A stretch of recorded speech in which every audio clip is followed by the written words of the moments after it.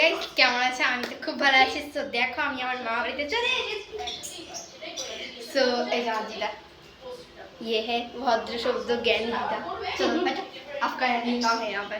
तो आज के पैम्पार्स আনতে গিয়ে 2 টাকা বেশি ছিল। সো 2 টাকা দিয়ে একটা হাজমোলার প্যাকেট কিনেছিলাম। সো হাজমোলা দিয়ে আজকে একটা জুস বানাবো।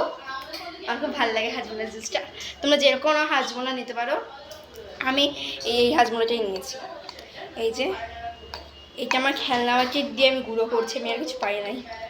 সো চলো গুঁড়ো করে নিই, তারপরে আসছি দেখো। সো যতটা সম্ভব আমি করতে পেরেছি গুঁড়ো, তারও দেখাচ্ছি। এই যে এইটুকু গুঁড়ো করতে পেরেছি যতটা সম্ভব। এটা দিয়ে যতটা সম্ভব আমি করতে পেরেছি ততটা করেছি। একটা তো গুঁড়োই হচ্ছিল। এর ভিতরে আমি জল ঢালবো। সো জলের ভিতরে নিয়ে চলে এসেছি। এবার ধরো একটা একটা করে মুটকি করে ঢালবো। সো আমি 4টে হাজমোলা নিয়েছিলাম আর 5